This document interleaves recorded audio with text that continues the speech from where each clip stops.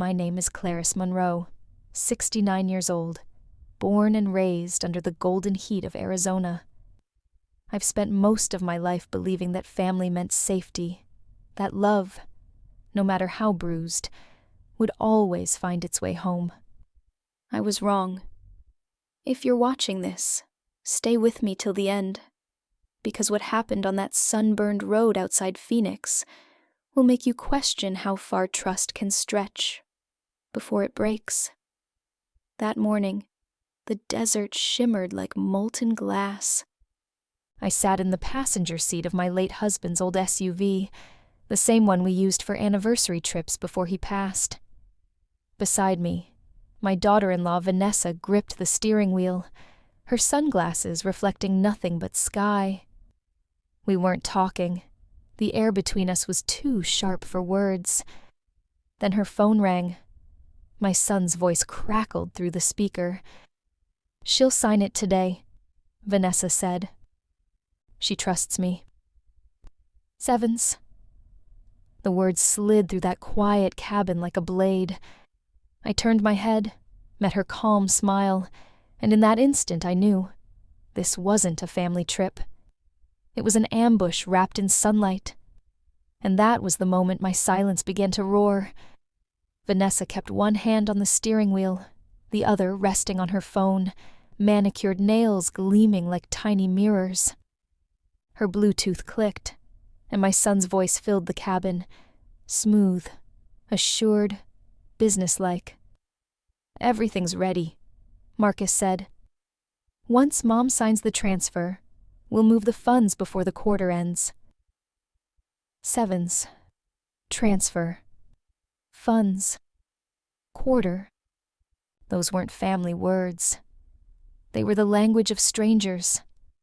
The desert outside blurred into streaks of copper and bone-white light.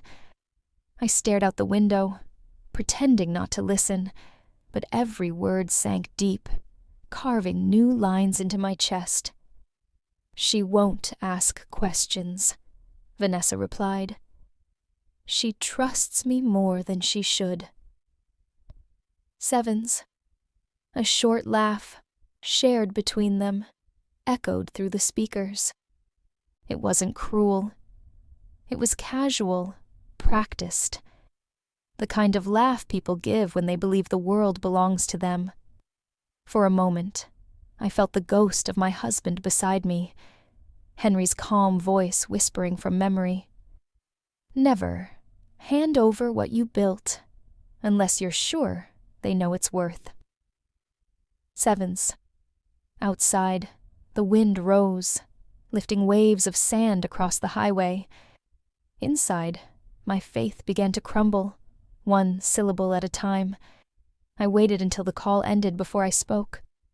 My voice was calm, the kind of calm that only age and heartbreak can teach. "Vanessa," I said quietly, "what exactly are you transferring?" Sevens. She didn't look at me. "You wouldn't understand, Mom. It's just some financial restructuring. You've had a good life.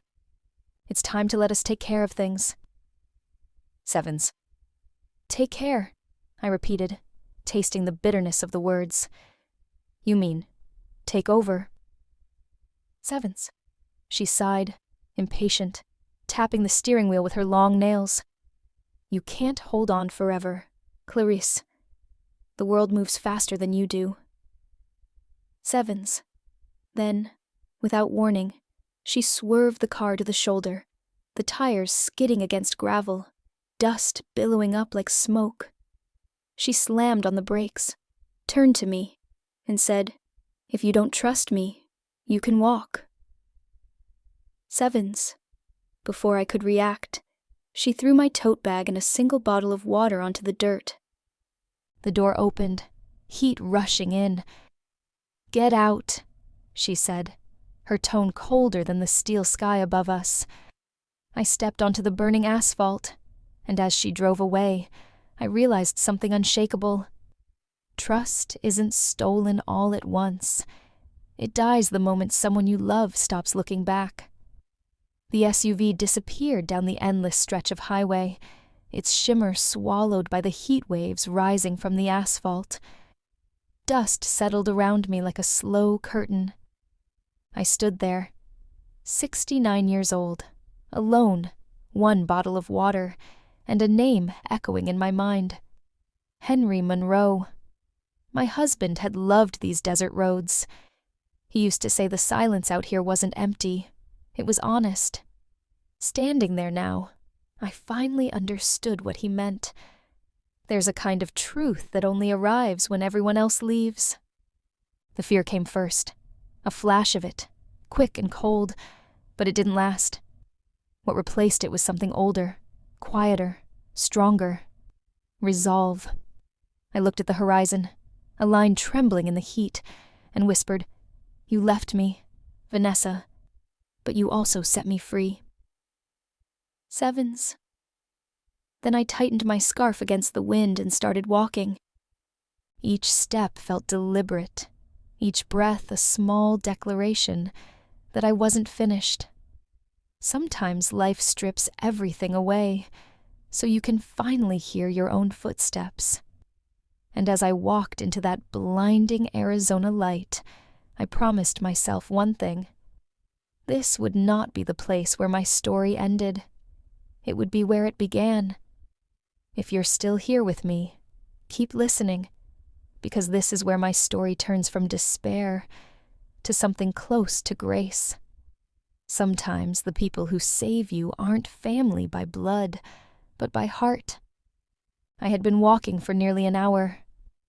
The Arizona sun pressed down like a hand that wouldn't let go, and the highway shimmered ahead of me, endless and unforgiving. My shoes were coated in dust, my throat raw. When I heard the low growl of an engine behind me, I turned, half expecting a mirage.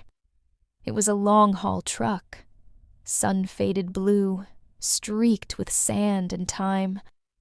The driver slowed, the brakes sighing as the truck pulled over. The door swung open, and a man leaned out, his face weathered, kind and curious. "You all right, ma'am?" he called.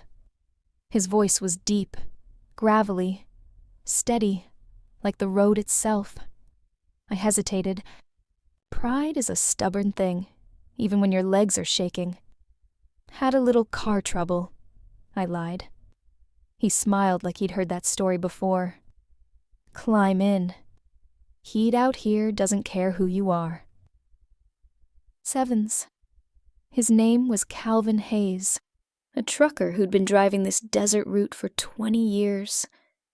He handed me a bottle of cold water, no questions asked. As the truck rolled back onto the highway, I looked out at the wide, red earth and felt something unexpected. Peace. Maybe I'd lost a daughter-in-law that day, but I'd found proof that decency still existed. So if you've ever felt stranded, by family, by fate, by betrayal, remember this.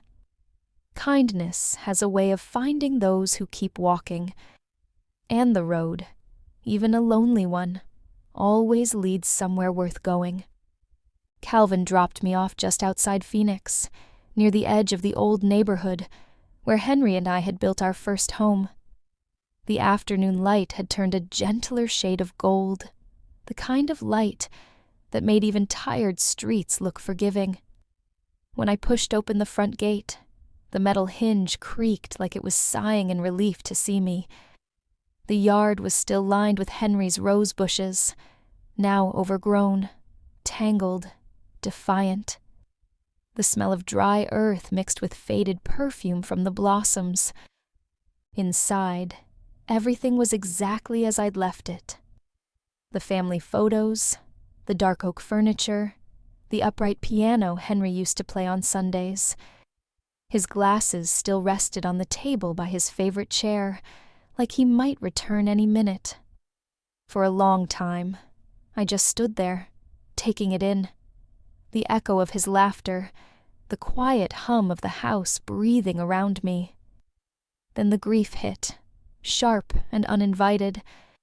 I sat down on the old leather sofa and let the silence press close. There's a strange kind of loneliness that only exists when the people who once filled your home become memories living in the walls. But beneath that loneliness was something else, a pulse of strength, faint but steady. I walked to the study, ran my fingers along the spines of Henry's law books, and stopped at the framed photo of us from our 50th anniversary. His smile in that picture was calm, unshakable. He had trusted me with everything he'd built. And I whispered to him, "I know what she's done, Henry, but I'm not going to let her erase you." Sevens. That night, I made a simple dinner, tea and cornbread, then sat by the window, notebook open. The plan wasn't clear yet, but the will was. Tomorrow, I'd call Jeremiah Cole, Henry's old friend and attorney. It was time to stop mourning and start protecting what mattered. The next morning, I woke before sunrise.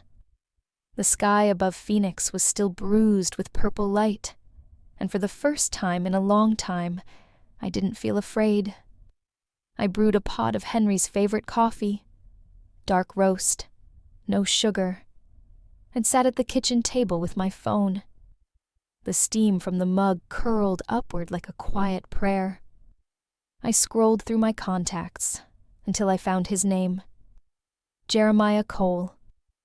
Henry's oldest friend, a man who'd handled every contract, every trust, every clause of our lives. A voice of reason in a world that had forgotten what integrity sounded like. When Jeremiah answered, his voice was exactly as I remembered. Steady, grounded, kind. "Clarisse, it's been too long. How are you holding up?" Sevens. I didn't waste time with pleasantries. "Jeremiah, I think I've made a terrible mistake. I signed over too much authority to Marcus and Vanessa. They've been moving assets, talking about liquidation." Sevens. There was a pause on the line, the kind of silence that carries weight. "You still have copies of the original documents, right?" he asked. "In Henry's study," I replied. "Every last one." Sevens. "Good," he said, his tone sharpening with purpose. "Bring them to my office first thing tomorrow. 8 a.m. sharp. We'll look at everything. Trusts, deeds, power of attorney. If there's a loophole, I'll find it." Sevens. For the first time in days, my chest loosened. "Jeremiah," I said softly, "I can't let them destroy what Henry built." Sevens. "And you won't," he replied. "But you have to be strong. Clarisse, once we start this, there's no turning back." Sevens. When I hung up, I sat in the quiet house, the morning light creeping across the floorboards. I reached for Henry's photograph on the mantel. His smile, frozen in time, seemed to carry the same calm conviction that Jeremiah's voice had just given me. "All right, Henry," I whispered, tracing the edge of the frame. "You built the foundation. I'll make sure it doesn't crumble." Sevens. Outside, the first rays of sunlight hit the desert hills. Sharp, clean, and merciless. It felt like the day itself was giving me permission to fight back. By the time I reached Jeremiah Cole's office the next morning, the city was already stirring under the pale desert sun. Phoenix mornings always carried that strange mix of beauty and heat, the kind that warned you something bigger was coming. I stepped through the glass doors of Cole and Partners, clutching Henry's worn leather briefcase like it was a lifeline. The receptionist recognized my name before I said a word. "Mr. Cole is expecting you, Mrs. Monroe," she said softly, ushering me toward the elevator. The ride up felt endless, the hum of machinery matching the pulse in my chest. Jeremiah's office was on the 25th floor, all glass and sunlight. From up there, Phoenix looked almost peaceful, a grid of possibilities laid across the desert. He stood behind his massive oak desk, sleeves rolled up, reading glasses hanging from his collar. When he saw me, he smiled in that quiet, old-fashioned way only real gentlemen still do. "Clarisse," he said, extending his hand. "You look exactly like Henry described you, stronger than the storm." "Sevens." I managed a small smile. Let's hope he was right. "Sevens." He gestured for me to sit and began spreading the documents across his desk. Deeds, account statements, legal papers, pieces of my life reduced to black ink and signatures. His expression darkened as he read. "They've been moving funds into shell accounts," he said finally, "all under your son's power of attorney." "Sevens." I nodded, my throat tight. "So, can we undo it?" "Sevens." He leaned back, steepling his fingers. "Yes, but we have to do it the right way.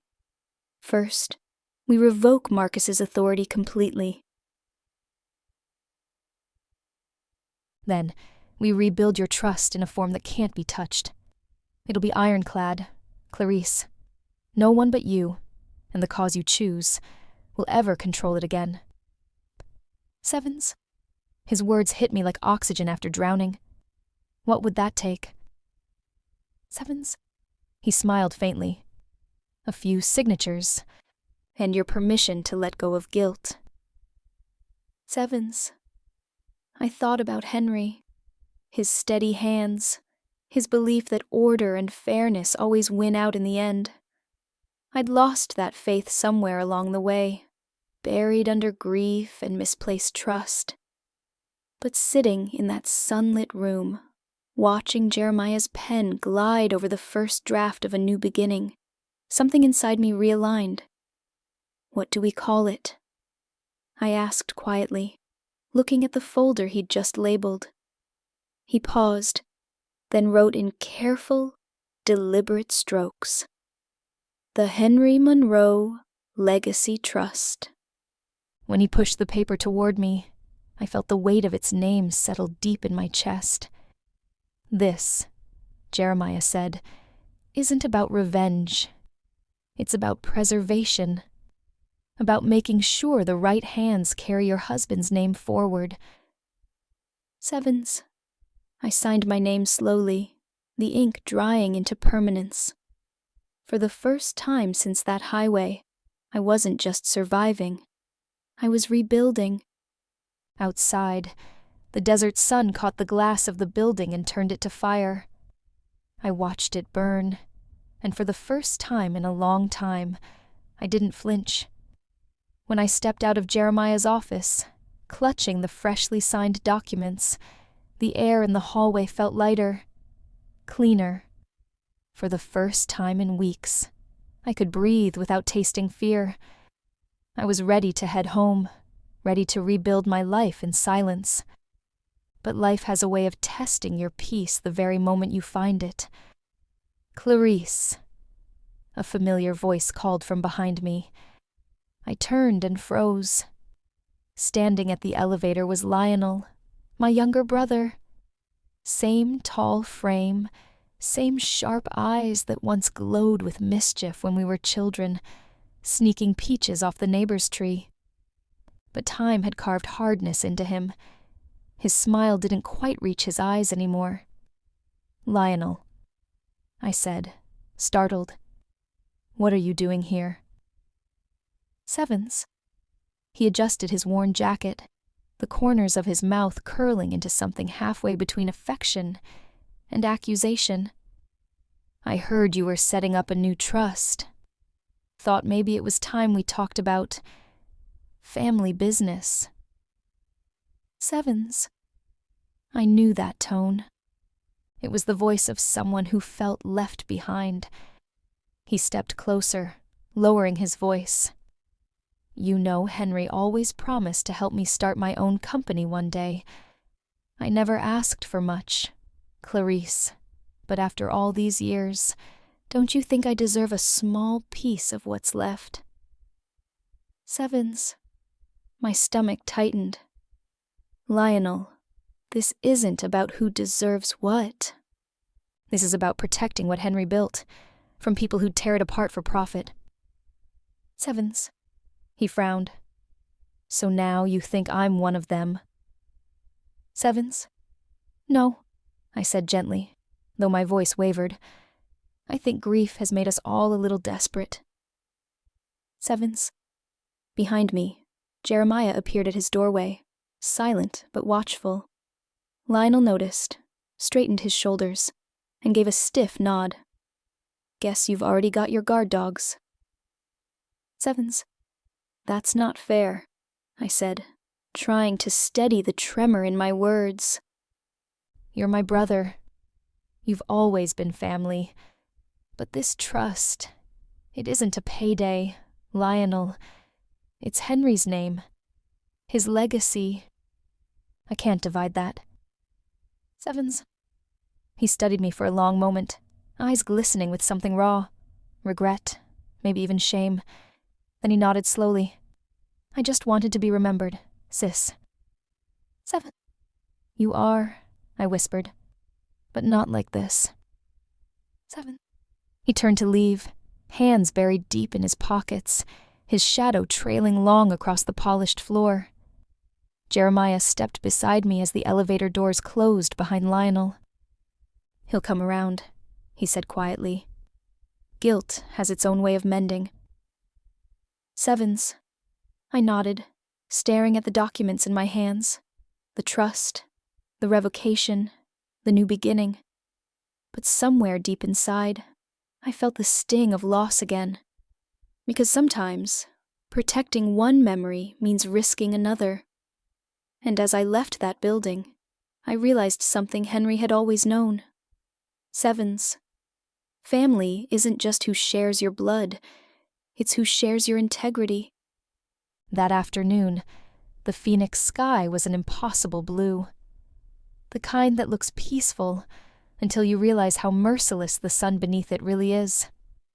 When I got home, my front porch seemed different. It wasn't the same soft refuge it used to be when Henry was alive. Now it felt exposed, like the walls themselves had been listening all this time, waiting for me to finally wake up. The first thing I did was call a locksmith. The young man who arrived couldn't have been more than 25.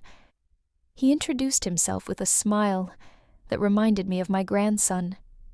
Name's Jamal, ma'am. My uncle used to mow lawns around this block when I was a kid. Sevens. Funny how life circles back on itself. He unpacked his tools, neat rows of wrenches, bolts, and shiny new locks that gleamed in the sun. As he worked, the rhythmic sound of metal against wood echoed through the house, like a heartbeat. The old locks came off with a weary creak, each one a small piece of my past, surrendering to something new. I made 2 cups of iced tea and offered him one. You ever think about how a door can mean everything? I asked. He chuckled. Depends on which side you're standing, I guess. Sevens. That answer sat heavy with me. When the last lock clicked into place, Jamal handed me a small silver key. Simple, unmarked, but heavy in my palm. These are yours now. No one else's, he said. I turned the key between my fingers, watching it catch the light. It was such a small thing, but it felt monumental. For years, everyone else had come and gone as they pleased. Marcus, Vanessa, even Lionel once in a while. This house had been open, trusting, vulnerable. Not anymore. As Jamal packed up, he paused at the door. My grandma used to say, A locked door doesn't mean you're alone. It means you've learned. You take care of yourself, Mrs. Monroe. Sevens. After he left, I stood there in the quiet, running my hand over the cool brass of the new lock. The sound of that final click when I turned the key. It wasn't harsh or mechanical. It was deep, final, almost comforting.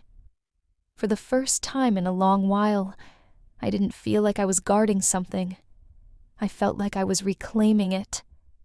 This wasn't a fortress built from fear. It was a home rebuilt from clarity.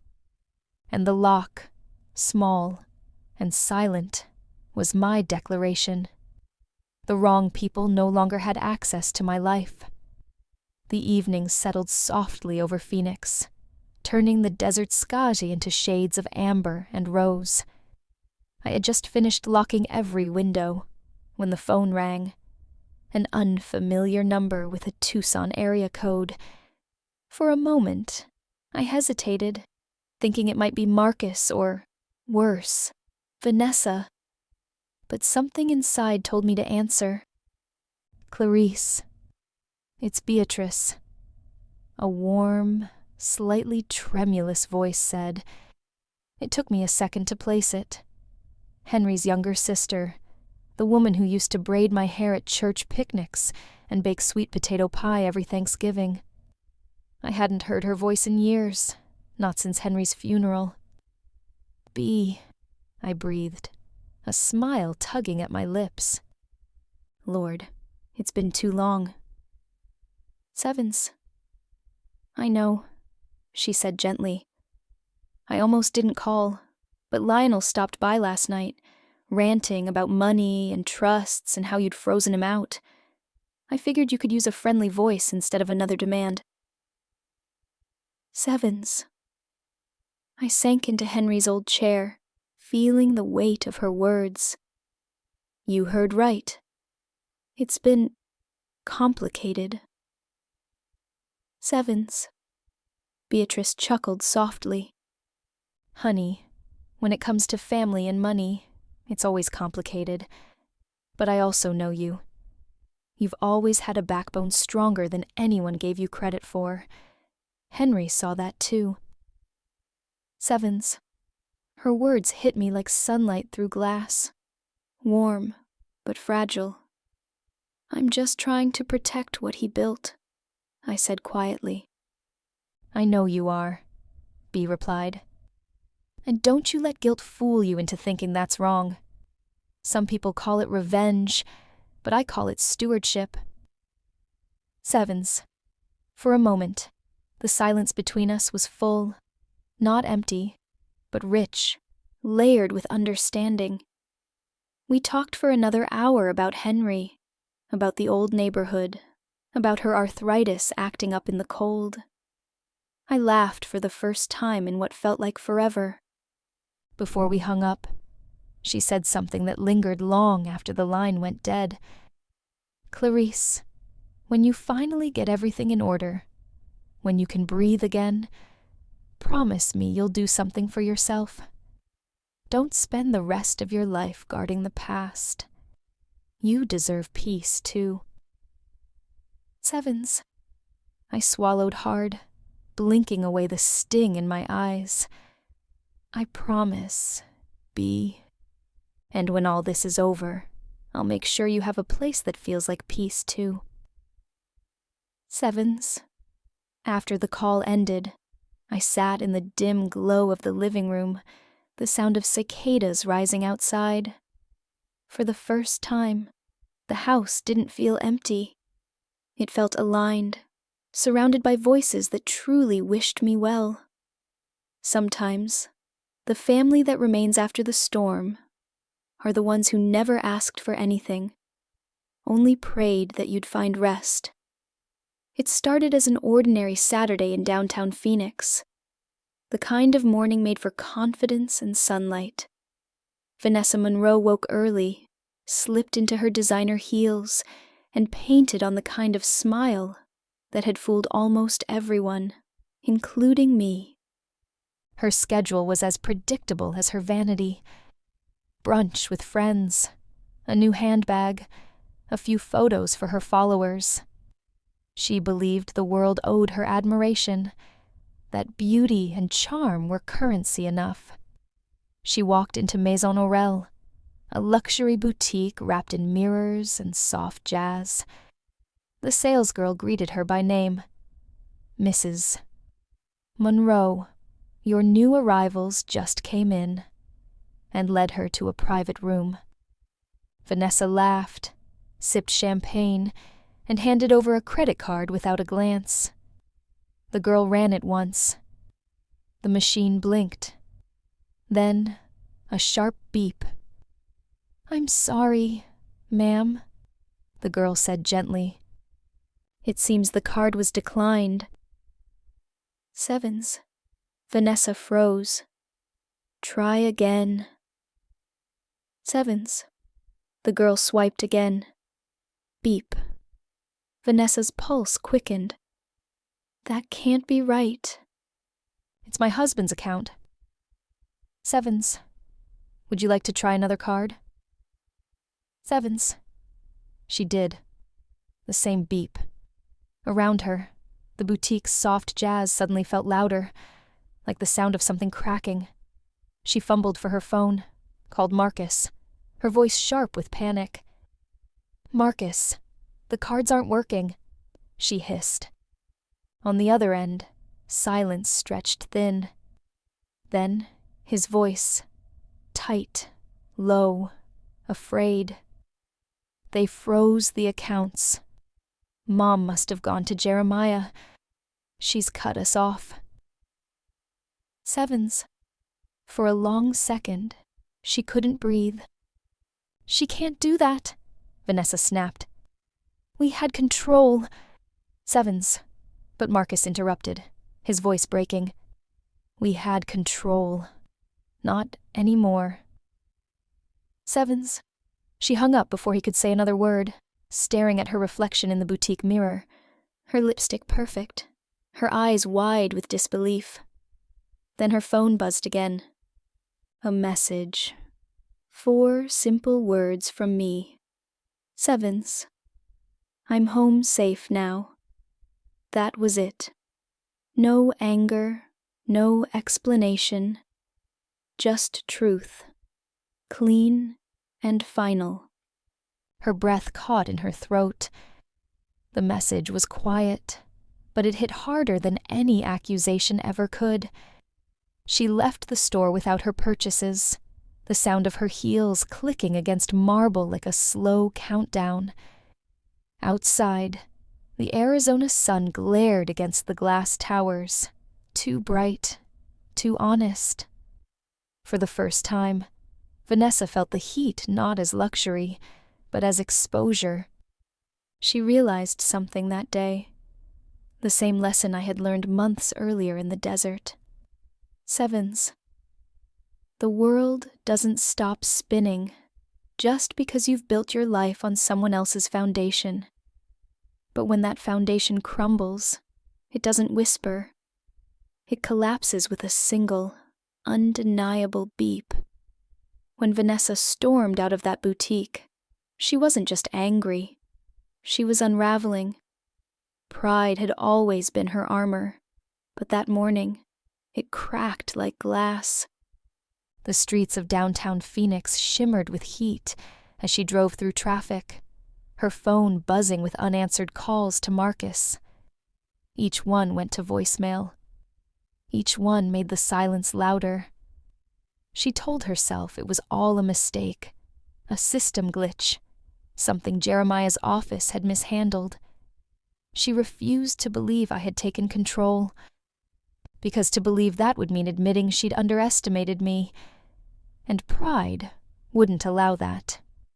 The penthouse rose ahead like a monument to her arrogance.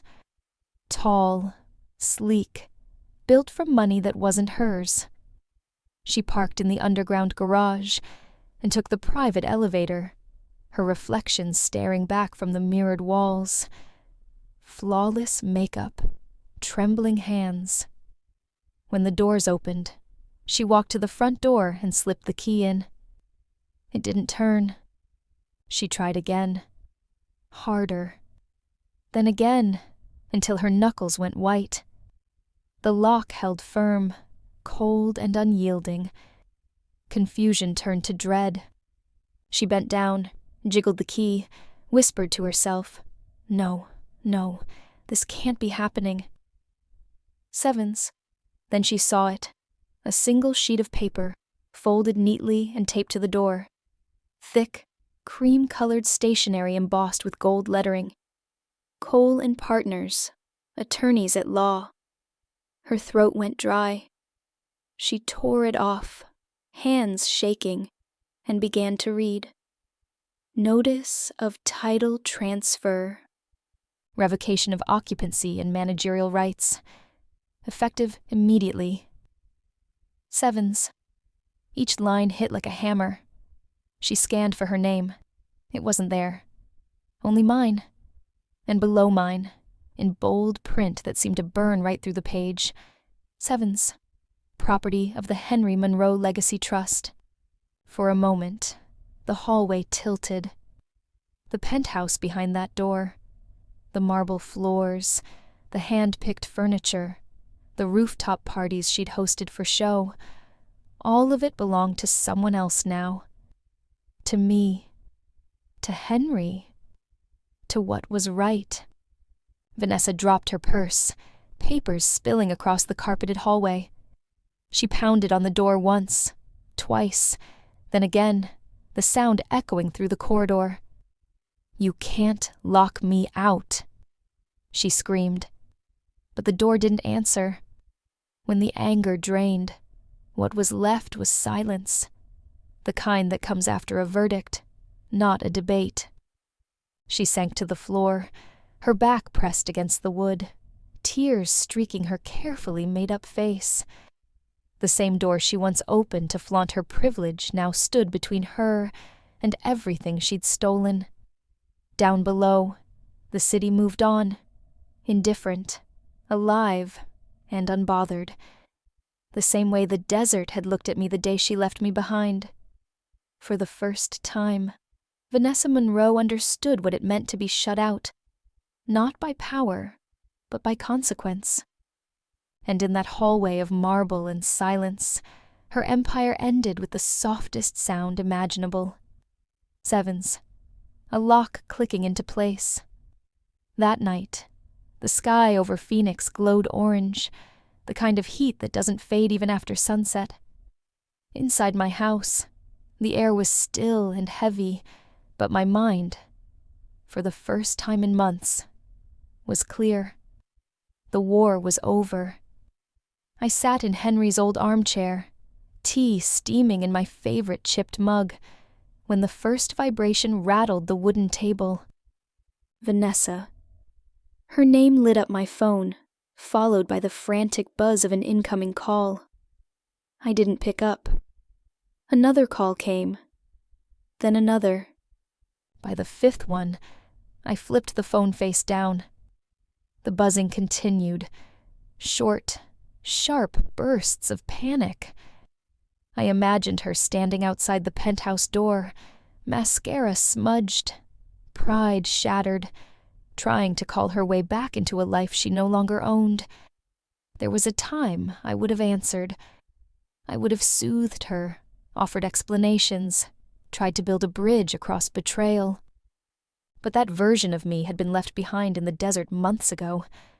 Henry's voice seemed to drift from memory, calm and certain. Sevens. You don't win arguments with the cruel, Clarisse. You win by walking away with your peace still intact. Sevens. Another buzz. Then another. Then a text. Sevens. You can't do this. You need me. I almost laughed. The arrogance in those 4 words was so familiar, so predictable. People like Vanessa don't believe in consequences, only inconveniences. I picked up the phone, stared at the screen glowing in the dark, and for a second, I felt a flicker of pity. Not for what she'd lost, but for what she never had. Understanding. Then came the next wave. 20, 30, 50 missed calls. The device trembled across the table like it was alive, possessed by her desperation. Each vibration felt like a pulse from the person I'd finally outgrown. I let it ring. The sound of it, over and over, was strangely rhythmic, like rain on glass, like the heartbeat of an ending. And then, just as suddenly as it began, it stopped. Silence. Pure, unbroken silence. I sat back in the armchair, exhaled, and whispered, "That's better." Sevens. The desert outside hummed in agreement. The cicadas, the wind through the mesquite trees, the quiet hum of justice settling into place. When I finally turned the phone over, the screen was littered with notifications. 55 missed calls. I didn't open a single one. I pressed and held the power button until the screen went black. In that darkness, I didn't feel guilt or triumph, only clarity. People think silence is weakness, but they forget. Silence is a mirror. It forces the guilty to hear themselves. And that night, while Phoenix slept under a velvet sky, my silence finally did what my words never could. It spoke the truth. A week later, Jeremiah Cole called and said calmly, "They've requested a meeting. You should be there. Not to argue, but to witness." Sevens.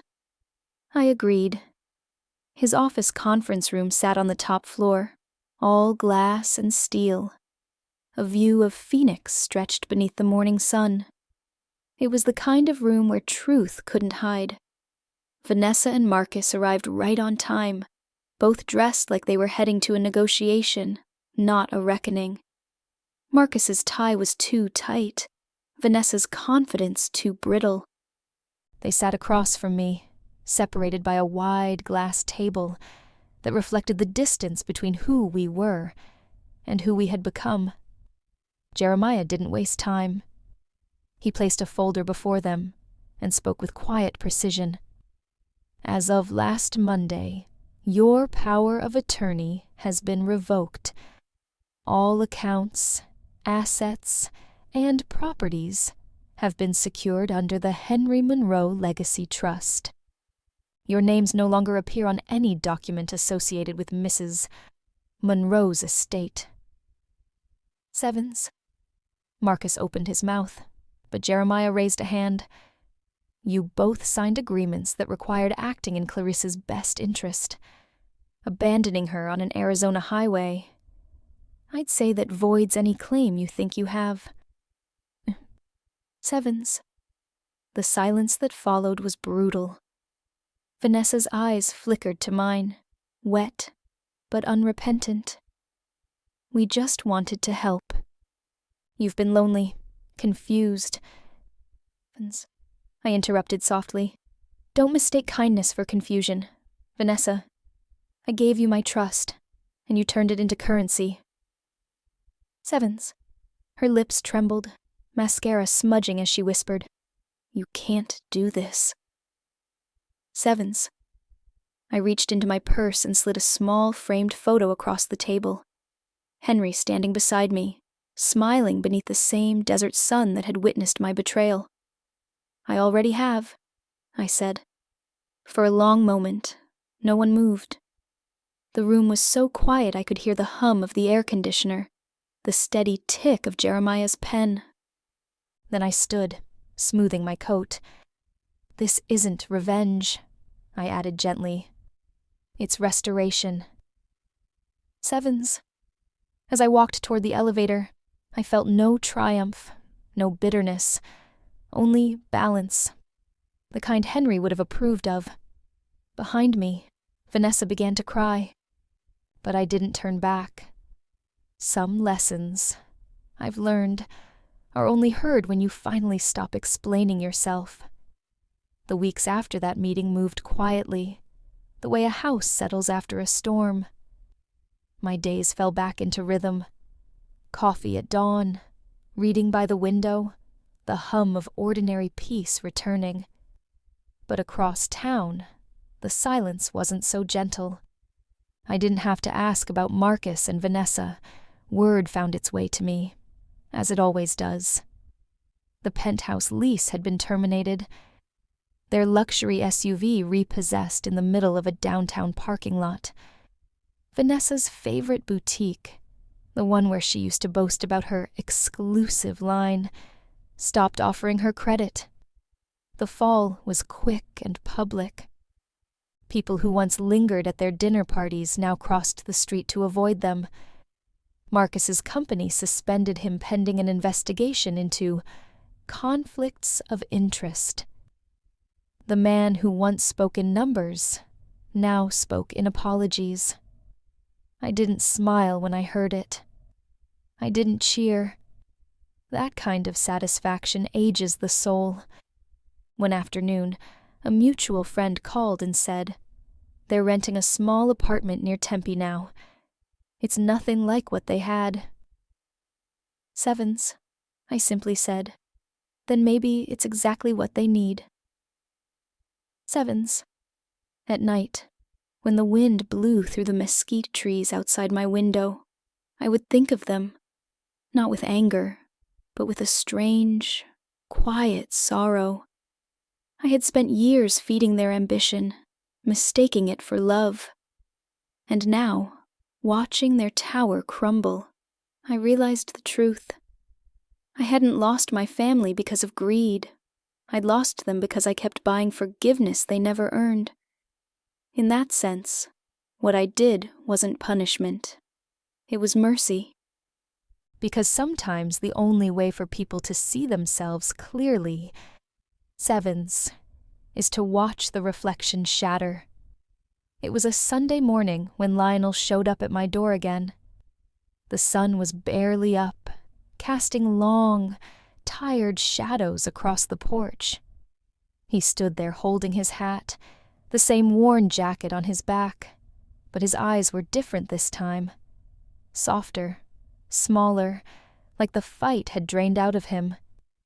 "Can we talk?" he asked. I nodded and led him into the kitchen. The smell of freshly brewed coffee filled the room. Henry's old blend. I poured 2 cups and slid one his way. He didn't touch it at first. "Clarisse," he began, voice low, "I came here to say I'm sorry." I thought I was owed something.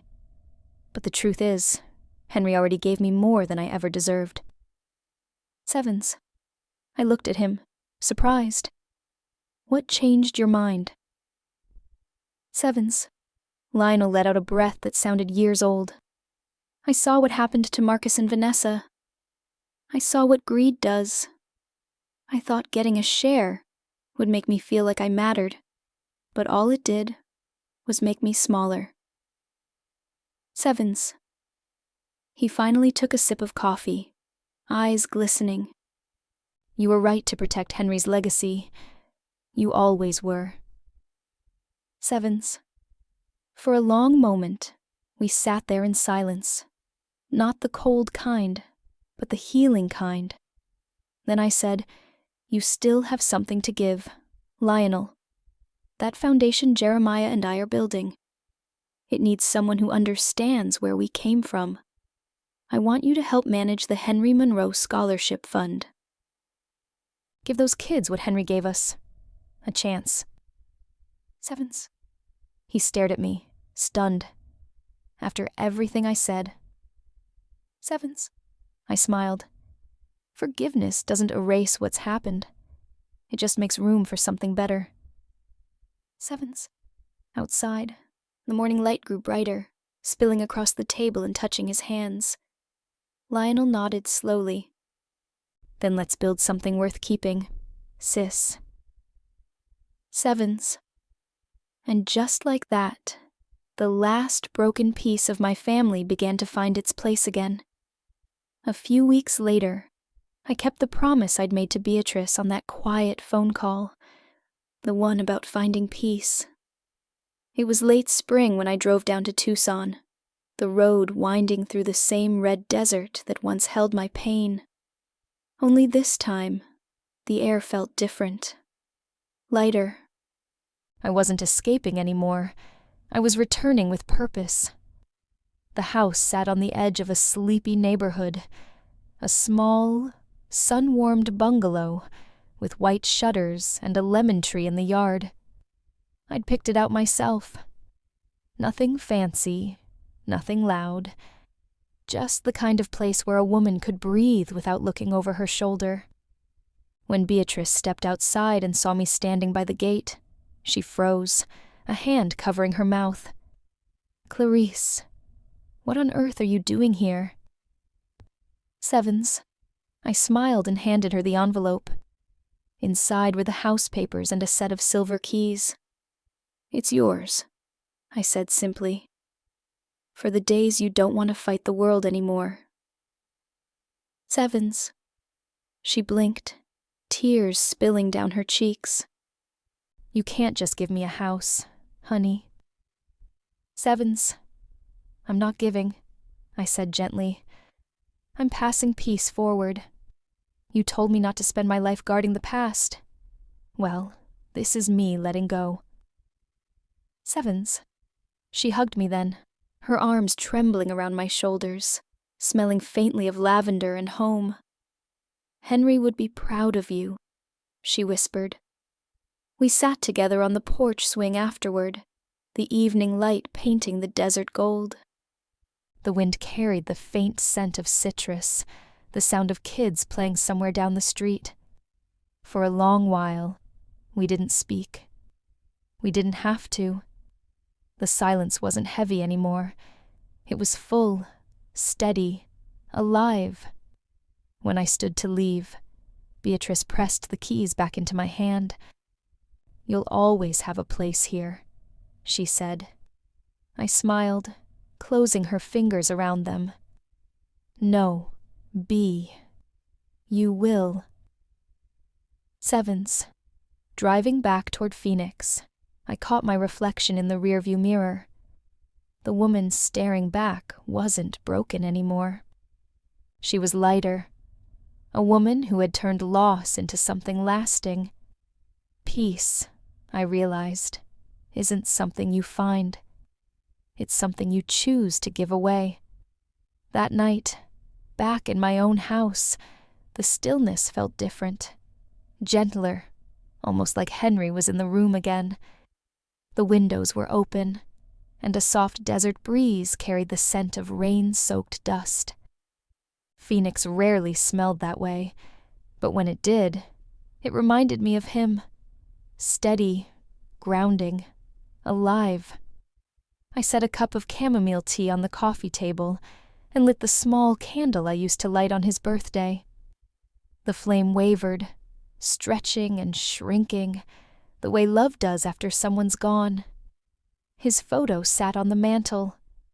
Henry Monroe, the man who built a life from discipline and decency, the man who believed you could outlast any storm as long as you stayed honest. I stared at that photo, the faintest smile tugging at my lips. "I did it, Henry," I whispered. "They won't take what you worked for. I kept it safe. Your name, your promise, your foundation." Sevens. The candlelight flickered across the glass frame, and for a split second, I almost saw him smile back. I thought of the road that had brought me here, the betrayal, the dust, the silence. For so long, I thought surviving meant fighting, but Henry had always known better. Surviving, to him, meant preserving who you are, even when others forget who they're supposed to be.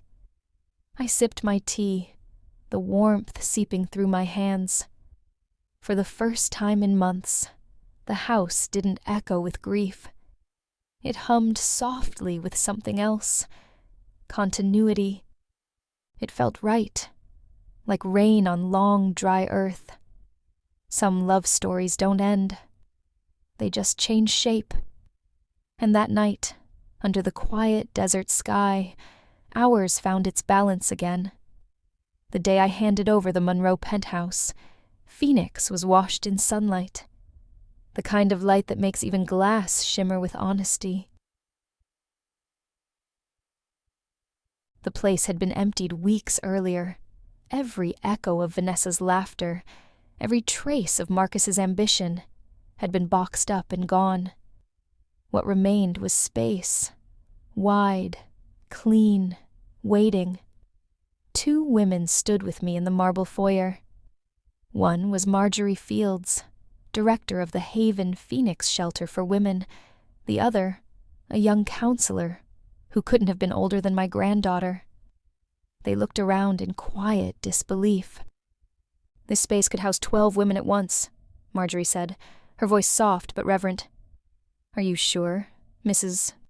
Monroe? This is a penthouse." "Sevens," I smiled. "It was a penthouse. Now it's a beginning." "Sevens." I placed the keys into her palm. Polished silver, heavy with meaning. This place was built on vanity and money. I'd rather it stand for hope now. "Sevens." Her eyes filled with tears. "You're changing lives with this." "Sevens." I shook my head gently. "No, I'm just returning something that never belonged to greed in the first place." "Sevens." As they walked through the empty rooms, sunlight spilling across the walls, I felt Henry's presence, like a steady hand on my shoulder. When the elevator doors closed behind them, I stayed for a moment longer, letting the silence fill me. I wasn't giving something away. I was passing it forward. And in that moment, surrounded by light and memory, I realized that the truest kind of ownership isn't about keeping what's yours. It's about letting it become something bigger than you. After Marjorie and her team left, I wandered through the quiet rooms one last time. Every footstep echoed differently now. Lighter, freer. The penthouse no longer felt like a monument to what was lost. It felt like a vessel, ready for new stories. I walked to the balcony and slid open the glass door. The air hit my face, warm and dry, caressing the faint hum of Phoenix below. From up here, the city looked endless, a patchwork of light and motion stretching toward the desert horizon. I leaned on the railing and closed my eyes. The same sun that had burned my skin the day Vanessa left me in the sand was now soft and forgiving. That highway, that pain, all of it had led here. To this view, to this peace. I thought of Henry, of his steady belief that a good life isn't measured by what you keep, but by what you give away. Back then, I'd never understood it. I do now. Letting go didn't make me smaller. It made me whole. The anger, the betrayal, the grief, they'd all been weights I'd mistaken for strength. Below me, I could see a group of volunteers unlocking the front doors of the penthouse. Their laughter floated up, bright and alive. For the first time in years, I smiled without the ache of memory. The city that once felt too big for my heart suddenly felt just right. I whispered into the wind, "We're home, Henry. Finally home." Sevens, and the desert breeze carried that truth back to me, soft, certain, and free. A week later, I stood in front of the Haven Phoenix Shelter for its official opening. Reporters and volunteers buzzed around the entrance, their excitement contagious. Banners fluttered in the desert breeze. A new beginning for women in need. Sevens. As I greeted the guests, a familiar figure caught my eye. Tall, broad-shouldered, wearing a sun-faded denim jacket. Neither did I. But I'm glad you did. Sevens. He looked up at the building, then back at me. So, this is what came out of that dusty road, huh? Can't say I've ever hauled a miracle before. Sevens. I smiled. You didn't haul me, Calvin. You handed me a second chance. And this, I gestured to the shelter's doors, is me passing it along. Sevens. His grin deepened. Well, looks like you made good on it. Sevens. When it came time to cut the ribbon, I insisted he stand beside me. The scissors were heavy, but his hand over mine steadied the tremor. Together, we sliced through the red satin, and the crowd broke into applause. For a moment, everything went quiet inside me. The noise, the bitterness, the ghosts of what I'd lost. All that remained was gratitude. Calvin leaned close and whispered, "Told you, Mrs. Monroe, nobody gets left on that road forever." Sevens. I smiled through tears. No, Calvin. Some of us just needed to walk it first. Sevens. When the crowd dispersed and the sun began to fade behind the desert hills, I stayed on the steps of the shelter, watching the last lights settle over the city. Phoenix glowed like it was exhaling, as if the world itself had decided to rest for a while. I thought about everything that had brought me here. The betrayal, the walk through the desert, the calls I never answered, the papers I signed in silence. For so long, I believed justice had to be loud, that people only heard you when you shouted. But I was wrong. True power, I learned, doesn't come from noise. It comes from knowing when not to speak. My silence had built something louder than anger could ever scream. It protected my husband's name. It restored my peace.